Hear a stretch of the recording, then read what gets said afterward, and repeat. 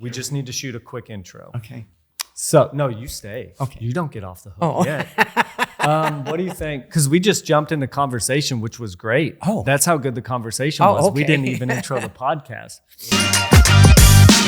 Hey, everybody. Welcome back to Friends You Can Grow With. I'm your host, Matt Nespri. Sitting down with me today is Darlene Parker, and we're going to be talking about mental health. So let's get it. All right. Let's do it. Let's do one more. You didn't like the let's get it? No. Okay. It felt weird saying it, but I went for it. Hey, everybody. Welcome back to Friends You Can Grow With. I'm your host, Matt Nespri. Sitting down with me today is Darlene Parker, and we're going to be talking about mental health. Thank you, Matt. Yeah. Thanks for being here. Thank you. My pleasure.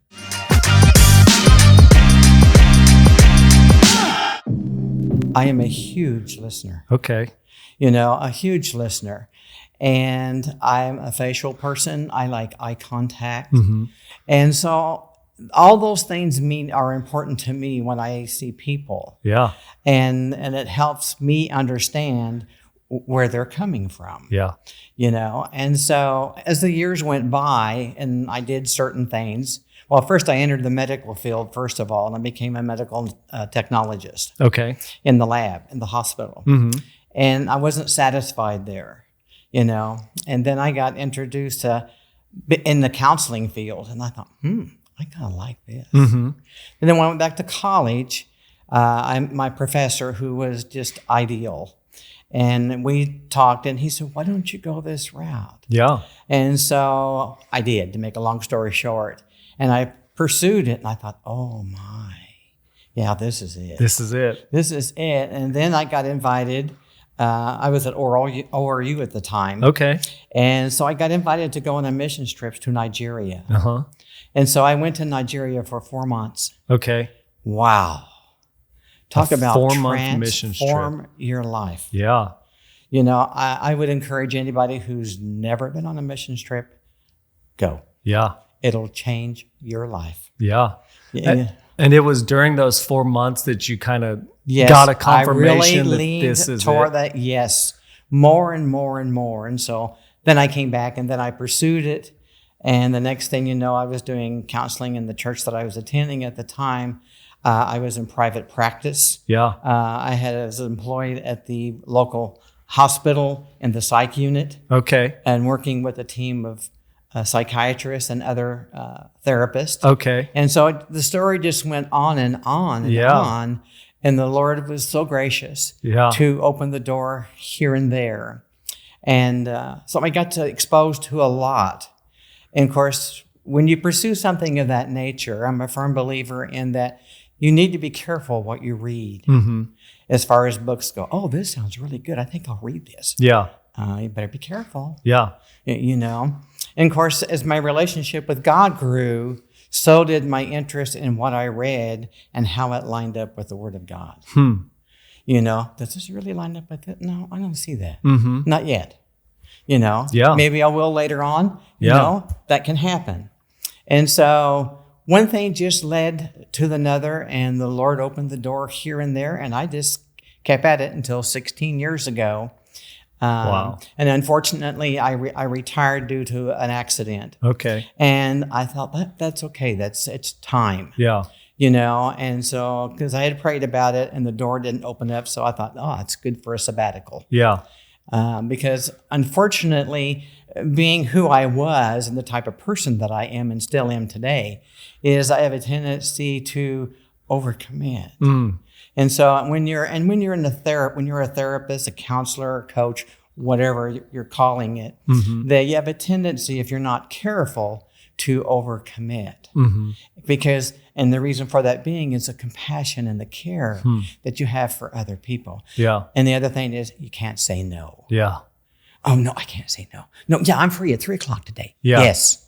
When you're really not. Right. Because you want to help them. You want to help them. Yeah. But then I have to ask myself is God directing you to do this? Or is it you, Darlene? Yeah.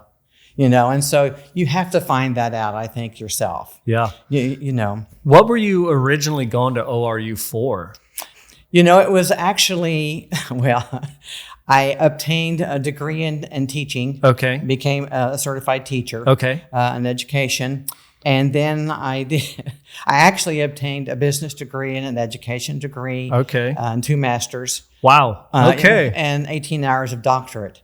Wow. And then I had an associate degree from the University of Maryland. Okay. So it was all that searching and so forth. But it was at ORU that I decided to enter counseling. Okay. It was an eye opener. Yeah. And I studied counseling there, and I studied substance abuse. Yeah. Was there anything particular that happened on the missions trip that really just stood out as an aha moment to you, or was it just that 4 months in general that kind of confirmed it all? Well, I think the 4 months can give you an inkling of what the path you should go. I believe God directed it there, but I don't believe he gave me the entire headway, because I think if he would have, I wouldn't have gone. Yeah. I probably would have detoured and said, no, not me. I can't do this. Yeah. And of course, when you start talking like that, that's generally got something to do with your past. And that's the confidence and your self-esteem that deals with it. Well, I, in general, overall, before I became the psychotherapist and entering my private practice, et cetera, and working for the state and the church and so forth, I had to deal with my own issues and my own issues from the past, and that was a lot. Yeah. It was, substance abuse. It was abuse, not being wanted, not being who everybody thought I would be, no support. You have to learn to deal with all of that, because when you work with other people, you'll see that. But if you haven't dealt with that issue in your own life, it makes it difficult to help the other individual and guide them to where perhaps they need to go to deal with their issue. Yeah. You can't give them advice you wouldn't take yourself. Right. Yeah. Whereas if I'm not doing it myself, right, that's double-minded. Yeah. So how can I do that? Yeah. You can't, And so, but when you've gone through it and you've gone through it and God has brought you through it, it's something that you can share. But I am the type of person, I don't share my life story unless I'm led by the Holy Spirit. I just don't do it. Yeah. Because I believe that not everybody is ready to receive it. Especially if I'm talking to someone who's not really walking with the Lord, like, God did that. Yeah. Yeah, he did. And he'll do the same for you. Yeah. However, if you're not there just yet ready to receive that, it can back someone away. Yeah. So I have to be real careful with that. But even in having dealt with your own issues in the past, in a way, helping others deal with theirs is sharing your life story. Yes. In a way, even though it's indirect, you're sharing the victory that God has given you. That is correct. And you're helping others see that same victory. That's exactly right. That is so awesome. And I share with them, and I look at them and I say, if God did it for me, he's going to do it for you. Yeah. If you'll trust him. Yeah. And if you'll let him handle it. But the mistake that a lot of us make sometimes is that, here you go, God. Well, it's not fast enough. I'm going to take it back. Well, it doesn't work that way. Yeah. You've got to let go of it completely. And you will when you're ready, And sometimes with some people that takes time, but also I believe God can do miracles and take care of it instantly. Yeah. In my life particular, there have been some things that were taken care of immediately. Yeah. And I'm very thankful for that. And I tell people I would not be sitting here today if it was not for God. I would not. Yeah. Because of everything that I've gone through in my life that God has brought me through. There's been hard times. It hasn't been a chalk walk. Let me tell you, it really hasn't. Yeah. But I can look back on it, and I'm so thankful for all that I've ever encountered, even with family life, siblings, relatives, things that you've encountered throughout your life with jobs, clients, everything. Because we still learn something. Yeah. It just depends on how we want to process it. Yeah. When you were running your private practice, how much spirituality did you bring into your practice? Did you treat it more from a clinical side, or did you merge the two in your practices? Good question. Private practice was more clinical.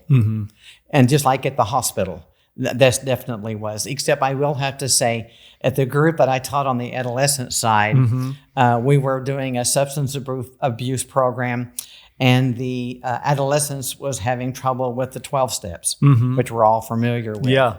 And so I took it upon myself to rewrite the 12-step program for the adolescents at the hospital from a biblical point of view. Wow. Yeah, it was a brave step to take, but I did it. Yeah. And the youth responded to it a lot better.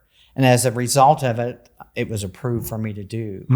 It wasn't kicked. But that could have really done a lot for me by just stepping out and not getting permission to do it. Yeah. But it was something that I felt led to do. Okay. And so some things you take a chance on. Yeah. And just go for it and hope that it turns out okay. Yeah. Yeah. When you were starting out in private practice, how did things shift over your 40-year career? What types of rises and different diagnoses and different trends were you seeing in the mental health patients you were treating? I would see a lot of misdiagnoses. Okay.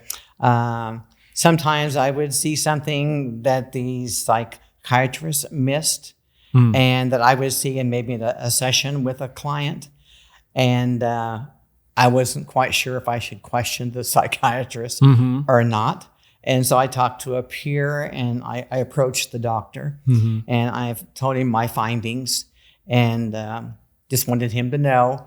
And because I didn't know what to do, he was the top psychiatrist at the hospital. So I was I thought, but I just had to trust whatever. Yeah. But I had to do what I had to do because a patient comes first. And so this so happens that day he spoke with the patient, and just so happens that patient that day let out what I had told the doctor. And the doctor stopped by my office and he said, "You got a minute?" And I said, "Yes, I have a minute."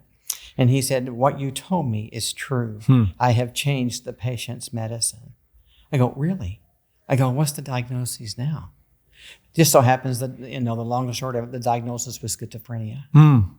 There was a lot of personalities there, and some of those personalities manifested during one of my sessions. Okay. And it blew me away. Yeah.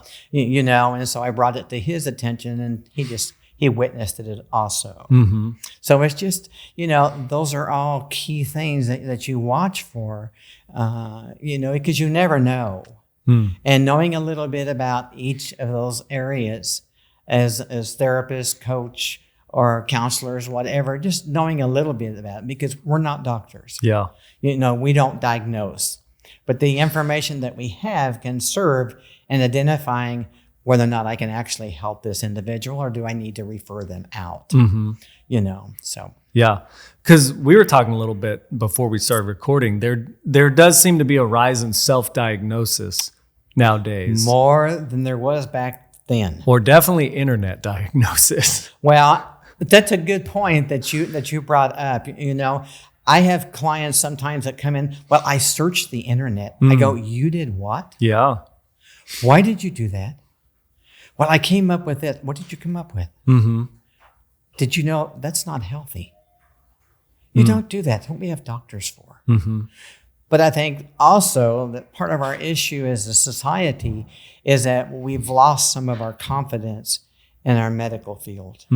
I also believe we don't have enough people working with mental health and helping people that need to be helped. Yeah. And there's a lot of reasons for that. And I think a lot of that, like one of your questions, was the misconceptions that we have. We have a tendency, I think, over the years that I've witnessed in my practice and my training, is that we see something and, "Oh, they're crazy." Who are you to say they're crazy? Yeah. Just because they don't do something like you do. How do you know that the individual doesn't say you're crazy? You see what I'm saying? We do that. Yeah. And we say, "Well, no, they come from the wrong side of the track, the wrong side of the family." No, that's got nothing to do with it. They might be more susceptible to having something of that nature, but that doesn't mean that's what they have. So I think we have to be very careful, because a lot of people that come in, they self-diagnose. I've got this, I've got that. How do you know you have that? Yeah. And why do you tell yourself that? Yeah. What does the Word of God say? Is that what God's telling you? No. Give it to God. He's your healer. He's your deliverer. Yeah. What is the damage when we self-diagnose? What kind of harm can we cause to ourselves, whether physically or even just internally? Well, physically and mentally, our mindset and our emotions become just the flip. To take a person who's been happy all of their life and they encounter some kind of conflict in their life. And then all of a sudden they get, I'm depressed. Then they start doing this and they start doing that. I'm depressed. I think I'm going to die. And this is them talking to another. How do you know that? Why are you speaking that on yourself? See, their mindset is they've convinced themselves that I have depression. So I can't make this. I really want to die at times. And to me, it's just the enemy playing on the mind, because when we continually tell ourselves over and over and over and over, that's what we are. If we tell ourselves we can't do something, you're not going to do it. Yeah. But if you have the self-confidence, I can do this. I will do this. Change the vocabulary, change the wording, Yeah. What I call it a little thought closet up here. We plant all of this stuff in our thought closet. And then when something happens, it shows itself because you've already planted a seed up there and you haven't gotten rid of it and you haven't replaced it with something more positive. Yeah. Until you do, it's going to stay there. Yeah. So you've got to say, I can do this. I will do this. If you have to tell yourself that over and over and over, do it. Yeah.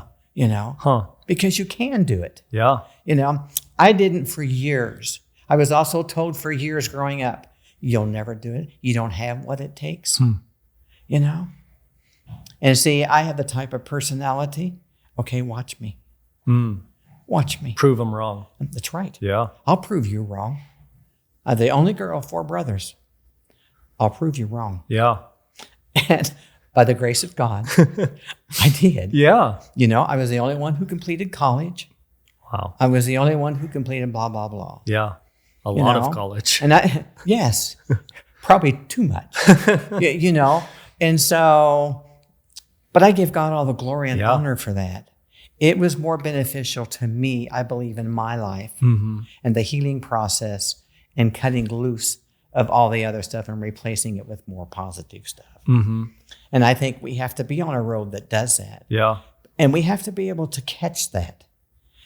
We all encounter difficulties, and when we do, we mope and we do this and we do that. But the idea is, where am I going to go with this? Where's it going to take me? And stopping ourselves and saying, nope, not doing this. This is not going to happen. Yeah. And I basically did that almost all my life. Yeah. Proving that, no, you can't do this. Watch me. And the other thing is, I'm a person, I don't like to be told no. Okay. And the reason I don't like to be told no is it challenges me. People can look and say, don't like to be told no. Yeah, but in a good way. Yeah. It's in a good way. Yeah. It challenges me. Watch me.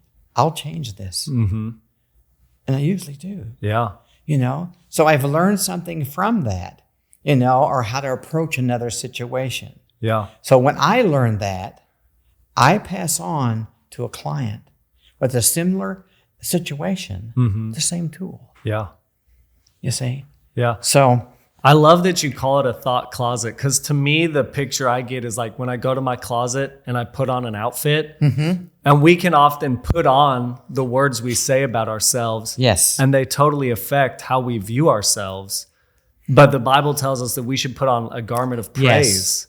And that we should clothe ourselves with humility. And I just love that just a simple idea of changing what you're thinking about yourself can improve your mental health. Well, and it will. See, when I grew up in the conflict that I grew up, being told everything I was being told, which was negative.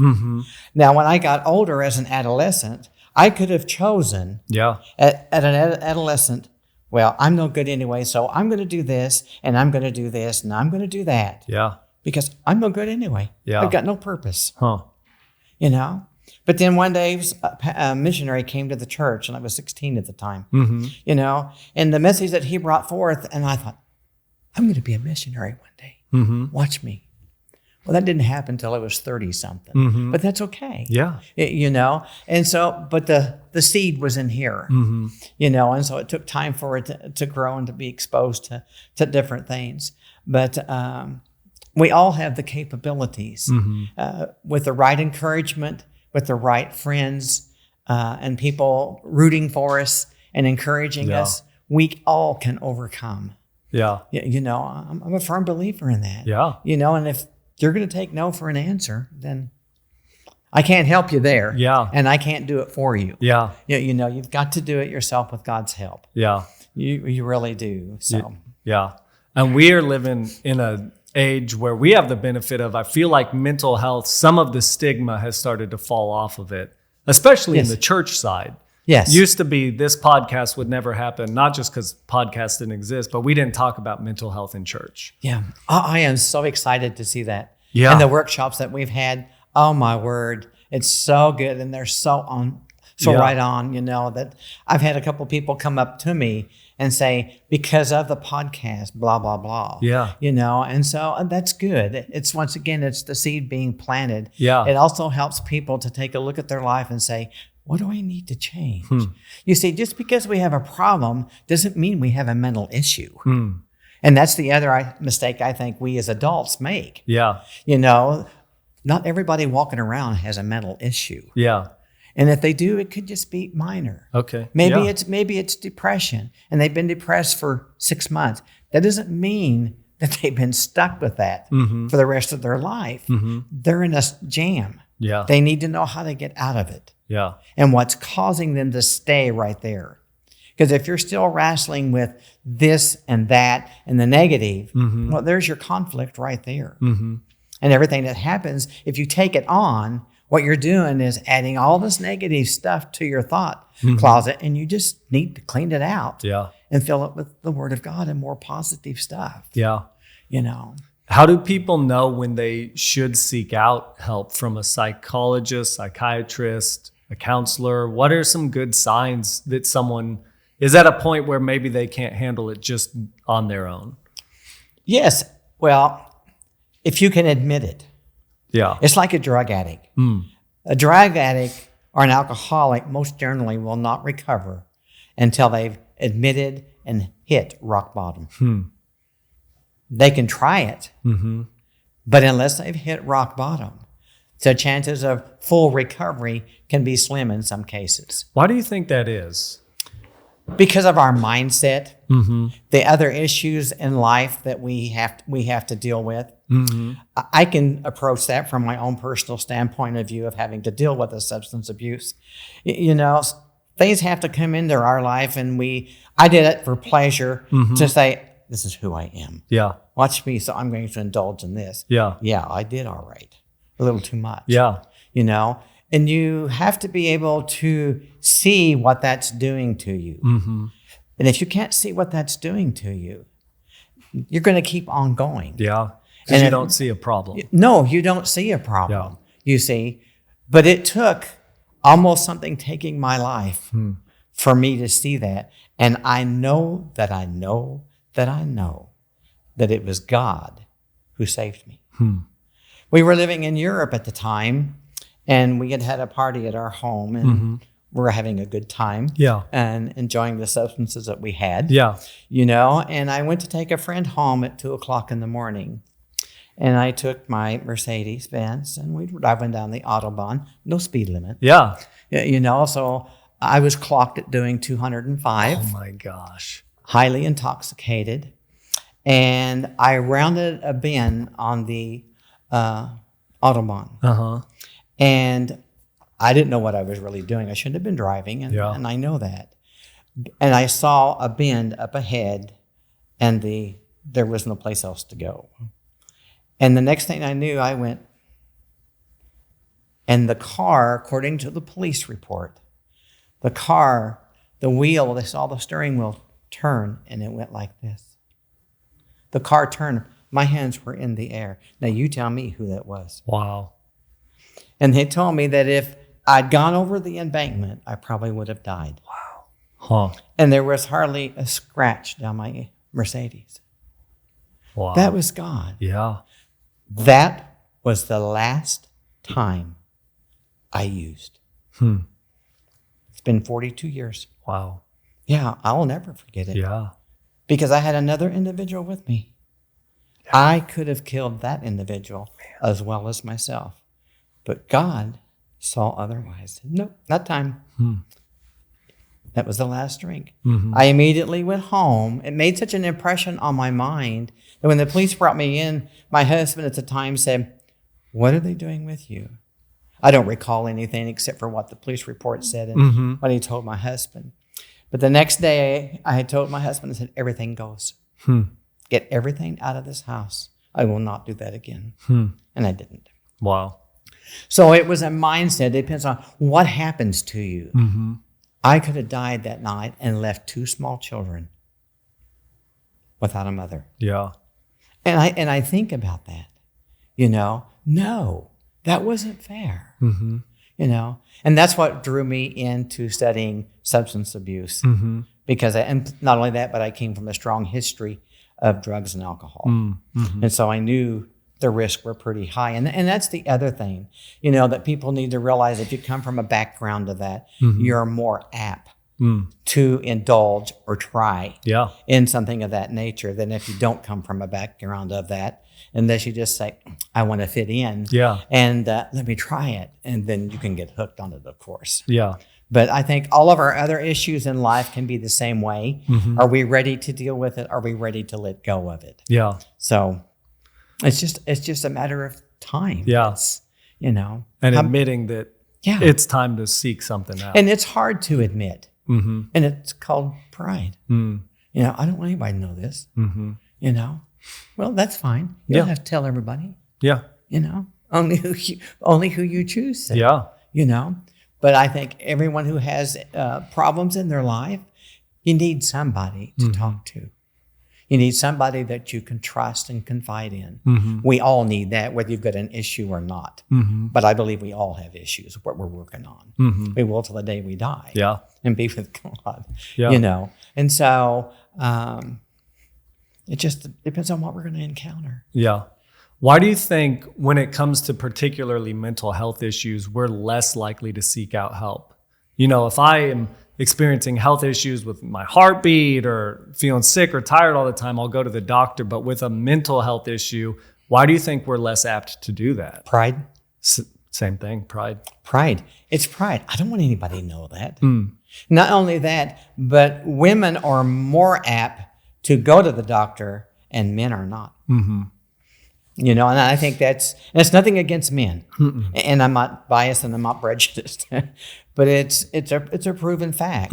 It's with most cases, not just, drugs and alcohol, but with other things as well, issues. With marriage issues, etc., for whatever reasons. And so, that's a story all in itself as to why we don't do things, and I can't answer that. It just depends on, why did I decide? Well, I knew God and I knew there was more there. Yeah. And I had to do this to go here. Yeah. To move on. Yeah. And so that's what I have to do. And that's what I like and enjoy helping people do. Yeah. To move on. Yeah. But in the long run, it's still their choice. Right. Yeah. But mental health, I think, is it can be inherited. It can be genetic, where some cases. But for us to, I think, automatically say, well, you've got this because your mom. No, that's not necessarily true. There are certain factors that a doctor will look at, you see. A child, for example, can be, and also whose symptoms are different than an adult or an adolescent, they respond differently. Yeah. Adolescents respond different than children. Adolescents respond different than adults. Seniors respond differently than adults. So it depends on which one you're really working with. And we have to be careful with it because it's not all the same. Depression for this one, depression for no. It's like the treatment for mental health. It's not the same for everybody. Yeah, it's not cookie cutter. No, it's not. It's what's best for you. What works for you. Yeah. What works for me may not work for you. Yeah. And that's the way it is. Right. And realizing that. Yeah. But most people don't go out for pride. I don't want anybody to know this. Somebody might find out. It might interfere with my work, my job. A lot of reasons. Yeah. That we can justify. Yeah. And it can be anything out of the woods. Whatever you want to justify it. No, I don't have that. It's just temporary. And in fact, it might be something that really needs attention. Yeah. As parents with children or grandchildren, we need to monitor things with our children or our spouse, and watch certain things. How long has this been going on? Then maybe they need to be taken to the PCP and presented to them. Yeah. I think some of the times that the mistake that as parents, what we make is that, they're just depressed. How do you know that? That's a label we put on it. Yeah. Just like as adults, we do the same. I have this, I have that. Yes. And we've diagnosed ourselves on it as like illnesses. Yes. I did this to my leg. Okay, take care of it. Yeah. Yes. You don't have to let it stop you from doing something. Yeah. Yeah. So the mind, renewing the mind to me is the biggest thing that we can do. Yeah. And take all that negative out, And as far as mental health issues go, we need to educate ourselves on mental health. We really do. And how do we do a better job of that? Besides having experts on podcasts. Well, yeah. Finding once again someone that you trust. Texas has a hotline. It's the National Alliance for Mental Health, and it's in Austin. And you can call them for different sources and so forth. So since they're a mental health facility, I would think that they would be able to have good reliability, you know. I've worked for mental health,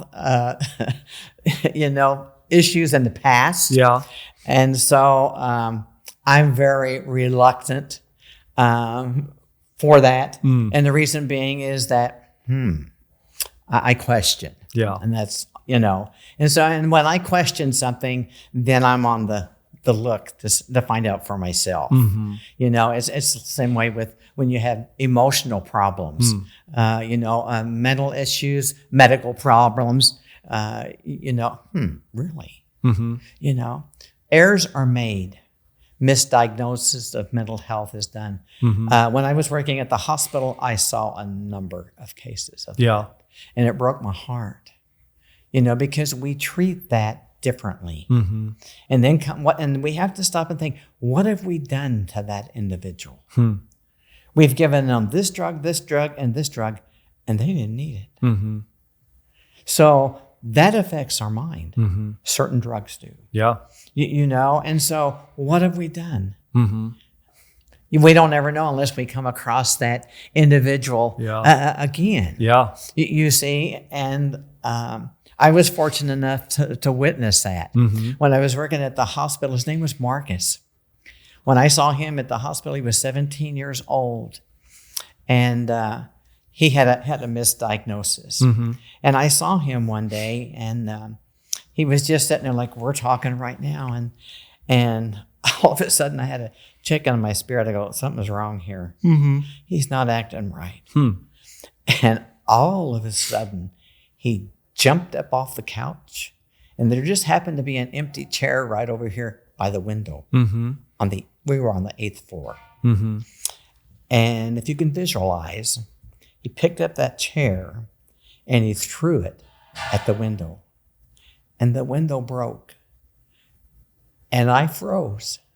I thought, oh, Lord, please don't let him jump out that window. He didn't. He ran out the office, down into the ward and so forth. But I thought, we really need to be careful. We never know. Because sometimes how I responded could have changed the whole situation. Yeah. And I think as people, as family, as mothers, as parents, as grandparents, people in general, how we respond, how we talk about, oh, my uncle's he's depressed, he's an alcoholic. You've just labeled an individual. And my concern is, what gives us the right to do that? Yeah. Personally, I think it's wrong. Yeah. And damaging. I don't see where in the Bible it says, okay, you can tell this individual this is what. No. I don't see any story in the Bible that says that. Yeah. So why do we do each other that? We do each other that way because we don't know any different. We've learned this, we've learned that. And once again, that can go back to where we were and how we were brought up. And did we move beyond that and learn something? Or did we just stay in the rut? Once again, what do you choose to do? You see? Yeah. And that's what makes us. Yeah. I am today who I am because of what God's done in my life. Yeah. And all the turmoils and what I chose to do. That I always make the right decision? No, I didn't. I've made the wrong decision many times, And in some cases, and when I pray about it, God said, oh, there she goes around the mountain. Third time. Yeah. Yeah. So, and then when I finally get it, and I say, okay, God, I got it. That's my girl. I finally got it. Yeah. Yes, there are some things. Yes. Don't have all the answers. Yeah. Sorry. Just don't. Everything changes. Everybody's different. Yeah. Even treatment options. Oh, yes. Because one of the pushbacks I hear when it comes to particularly talking to a psychotherapist is I don't want to be on medication, or I'm not comfortable with that, which I understand, and that's their own personal opinion. But, correct. But there are many different treatment options out there when we're talking about psychotherapy and psychology. Yes. So could you give us a rundown of what some of those are? Oh, yeah. There is a wide variety. Yeah. I mean, and once again, as I made the statement earlier, it's what fits you the best. Yeah. Okay. There's the therapy, like you said. There's groups that you can do. There's, nature walks. Do you like to exercise? Do you like to run? Do you like to dance? That's my favorite, by the way. That's your therapy is dancing? Yes. Okay. I put on Toby Mac. Okay. And I'm gone. Yeah. And then when I come down, I'm fine. Yeah. There's no hangover from that. No. Yeah. No, thank God. Yeah. Yeah, I'd be in trouble. I'd be in trouble if there was. But it's finding what suits you. Yeah. And everybody needs to do that. We need to do that for our kids. Yeah. But sometimes with our kids, it's go to bed. Go do that. No. Give them some private time. Yeah. What's wrong, Johnny? What's wrong, Susie? What's bothering you? Yeah. Taking the time to spend with them to find out. But then we end up with a problem if we don't do anything. And then they go to the doctor, and unfortunately, we get some misdiagnosis. And the next thing you know, we've got Johnny and Susie on a medication, and then we run into some more problems. Yeah. What have we done to this poor child? Well, back up.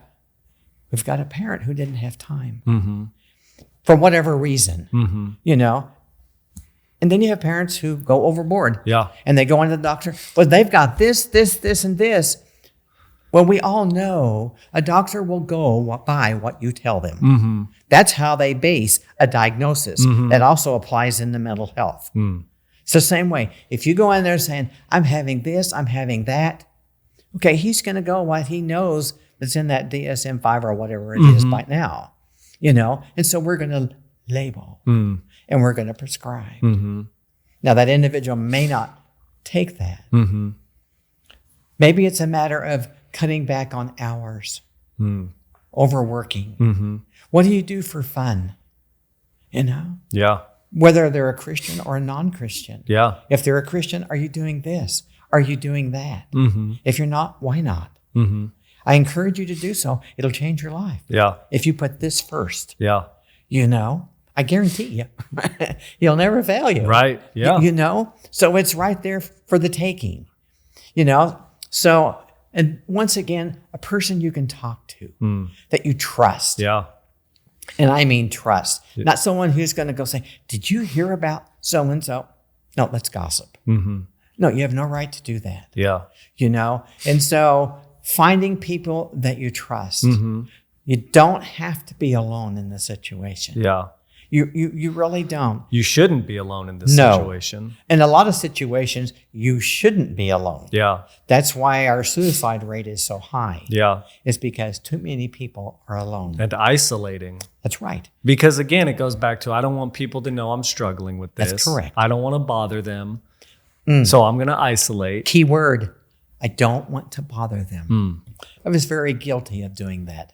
Yeah. Growing up. No, I'm not going to bother. I can do this myself. Watch me. You know. The Lone Ranger. I'm the process. I wrote my book of my life history. And it's called Superwoman. You know, the trials and tribulations. And it talks about the woman who could do everything and anything. I don't need your help. Yeah. The fact of it is, we can't. We can't. Yeah. We can't do everything by ourselves. Yeah. We need God's help. We need people's help. Yeah. I need your help. I need their help. Yeah. We need each other. There's all a purpose. The other thing is pray and find and people come into your life. Get involved in the community. Get involved in your church. Volunteer. Yeah. You know, find something that interests you. Art. Yeah. When's the last time you drew a picture? Or you did clay? When's the last time you went to the golf course? Yeah. Or whatever. Yeah. Whatever turns you on. You know, or just putting a headset on and drumming away or doing whatever. Yeah. When's the last time that you've done that? Sometimes we need to take a look and we need to reevaluate our own life and say, okay, I suggest to some of my clients sometimes, do a plan sheet. Okay. Yeah. Write out daily what you do and what time of the day do you do it. And bring it in, let me see it. Yeah. You know, and they're really amazed at what they do. How they spend their time. How they spend their time. And then, of course, my question to them is, anything you can get rid of? Yeah. Or that you want to get rid of? Yeah. You know, maybe if you got rid of this, you wouldn't have the stress that you have in your life. Or if you go have some fun, Yeah. go out to eat. Yeah. When's the last time you went out to eat? When's the last time you went to church? You know, there's so much stuff out there besides meds, and that's everybody's own personal choice, just like you said, you know, but there has to be a decision. Yeah. And that decision is yours. But then once again, it depends on the mindset. Where are you? Yeah. Where are you? And are you ready to do what it takes to overcome Or this? are you more comfortable in the pity party? Yeah. When, you know, are you getting more attention that way? Are you getting more attention? Are you getting what you want out of life? Yeah. Because chances are, if that's what you're doing and you're getting more attention, you're going to stay there. You're not going to let go. It's like people who get illnesses and they have this and they have that, and that's all they talk about is their illness. It's their new personality. That is correct. Yeah. You know, and that's all they can talk about because that's who they are. That's who they've projected themselves to be. That's who they want you to know. That's who they are. That to feel sorry. Can I do anything for you to help you? You know, and then you realize, no, this is not what this is. You know, that can actually lead into a mental illness. Yeah, it really can. Yeah, when you've confessed all of that, and you keep going and keep going and keep going. You know, just because we go to the doctor to have something checked out of concern. Yeah. That does not mean that's what you have. If you're not careful, you might, you know. Yeah. But sometimes when people come away from the doctor, the story's changed. And we have to be able to see that. You know, because when you start asking certain questions pertaining to that illness, they can't answer. Yeah. So when they can't answer, that's a red flag. Yeah. It's like, So we have to change the route we're going. Yeah. We're dealing with something else. Yes. So being able to recognize that, another key as far as mental health issues come in that I've had happen from experiences. I had an individual came in and you would have thought she was the therapist. Everything out of her mouth was a therapeutic term. And I recognized that, and I looked at the individual and I said, oh, wait a minute. I said, I don't have any idea what you're talking about. I really don't. Would you explain what that means to me? And she just looked at me, and so she did, and so after she explained it to me, and I said, I want you to know that I know that. I said, but I also want you to know that's not what we're here to talk about, because that's not you. Once again, we need a renewing of the mind. We've filled it with all this stuff, and we can easily check it ourselves. Yeah. We know when we run into a problem, okay, what's going wrong with my day? It's like my day to day. Wow. I thought, okay, Darlene, there was so much going on and happening that I thought, okay, I almost panicked. I think I better call Matt. I better reschedule this. And then I got in the car and go, stop it. No, you will be there at 3:00 like you were asked. The other will wait. Yeah. And I'm glad. Well, I am too, because it was like they were saying, is the enemy will try and stop us from doing something that probably needs to be done. Yeah. And that's what we need to see in our own life with our life. What's going on there? Because recognize that, because he's like the roaring lion that comes about to steal and kill and rob. Yeah. Well, the mind is the first thing that's going to be attacked. I love what C.S. Lewis says in the Screw Tape Letters. Have you ever read that? A long time ago. He says, it's not necessary to keep humans sinning if we can simply keep them distracted. Yes. And it's so true. If he can just distract our thought life or get us thinking the wrong things, it doesn't matter if we're out there, raising Cain or doing whatever. That's right. We're distracted. We're still ineffective. That's right. Yeah. But we have to be able to recognize that. And we don't. Because it's a nice field to be in. When you can play that field. Like, oh, wow. So it depends on the person. It depends on the personality. Where is that individual coming from? Yeah. How well do you know the individual? And you don't really find out much about an individual unless you're asking a lot of questions to find out who they are. Yeah. Just kind of like I'm doing today. Yeah.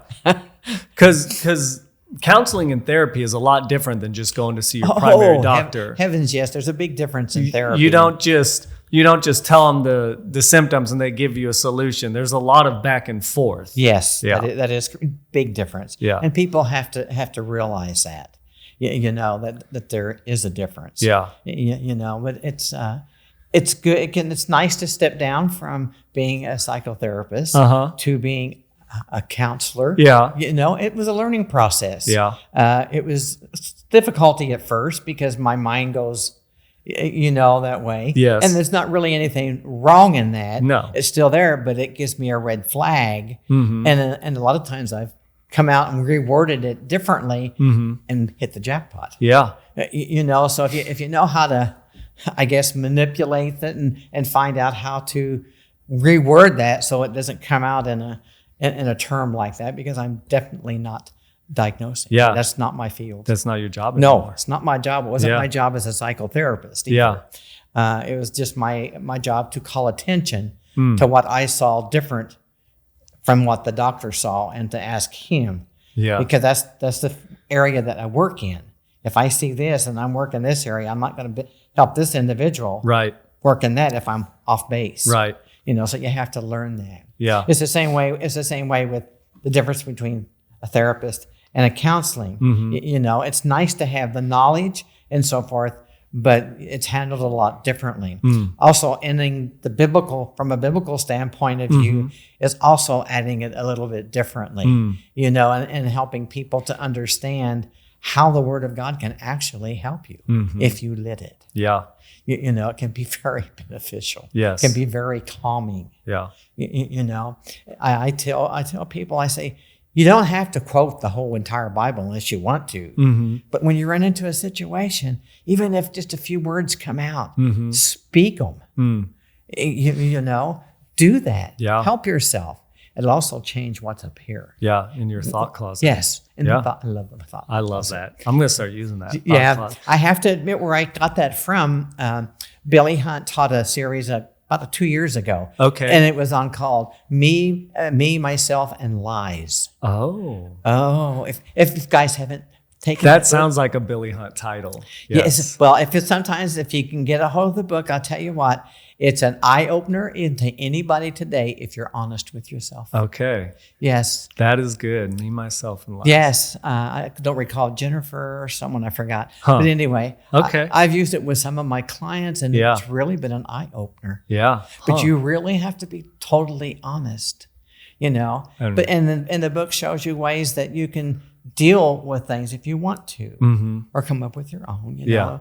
But I work with clients with the book, and it's amazing what you can do. It's amazing as an individual, as a coach, you know, you can learn yourself, you know, that you might not realize, right? You know, because when I did the book, there were some things in there. One of the questions was, what is something that you always have to deal with? And I thought, oh, yeah, I always have to deal with that, you know? So I write that. And one of the things that I have to deal with, well, actually a couple things, is that you're too old to do this. You're too old to do that. And of course, my response is, who says I'm too old? That gets you going. Well, yeah, that just gets me fired up. Yeah. You know, watch me. Yeah. You know, and so, but you have to be able to admit that, you know, that you can't do that. And you have to, and you do deal with that. Yeah. You know, and the other one was, no, you don't have what it takes. And I thought, oh, but I do have what it takes. All I need is Jesus. And that's all anybody with mental health. You need Jesus. You know, I've read some articles on our physical life, you know, compared to the spiritual life. What do we need, you know, as a Christian? Well, in physical life, when we come out of our mother's womb, you know, we have the physical, we have the emotional, and we have all of that, but we don't have the spiritual yet. We don't get the spiritual life until we've accepted Christ as our personal Savior. We've been born again. And then the physical life goes to the spiritual life, provided we transfer in our life and do that and follow that. You know, and so there's a great big difference. And so I think the mental health and the spiritual really go together. You know, because renewing of the mind, helping us solve this. Looking at Scripture, I can do all things through Christ which strengtheneth me. Do you really believe that? Yeah, I do. I wouldn't be able to do half the stuff I do if God didn't give me the strength to do it. Not only that, but I'm a firm believer that God will never give us more than we can handle, you know, or bear. He's right there, you know. It's just that who are we calling on? Me to do this or him to do this? Him, of course. That's so good. That's the answer. It's the answer not only to our mental health, but I also believe it's the answer to our physical, to our emotional. I think it's the answer to everything we have in our life to do. It's whether or not do we recognize it. And sometimes when we're close with somebody and we trust them, you can confide in them, and someone can point out and say, did you know this? And you can say, no, I really wasn't. Because sometimes when we share with somebody, they might say something that was an eye-opener to us. So we need that. We cannot do this stuff alone. We need God's help and whoever God puts in our life. It's like the path of becoming a psychotherapist, a therapist, a counselor, a coach. You see, that's all new steps. Even the coach. Learning to do something differently. I have to be open to that.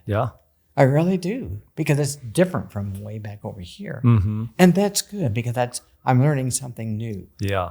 And what I do with that is entirely up to what I decide to do with that, you see, and how God uses that in my life. So I think it's all the same path. And what are we willing to do? What decision are we going to make? I pray that everybody makes that decision. Yeah. It's either that or you're going to run into a rut. Yeah. And I believe that if that's what it takes, that's what it takes. Yeah. You can go to therapy or whatever, all you want. But if you have not made that change, you're not ready. Mm-hmm. You're not ready. It becomes of something that you just do. Mm-hmm. Well, to check a box. Yeah, check. That doesn't serve a purpose. Yeah. May plant a seed and hopefully it'll get watered. Mm-hmm. If you're around the right people, Yeah. But for change to come, change includes people, mm-hmm.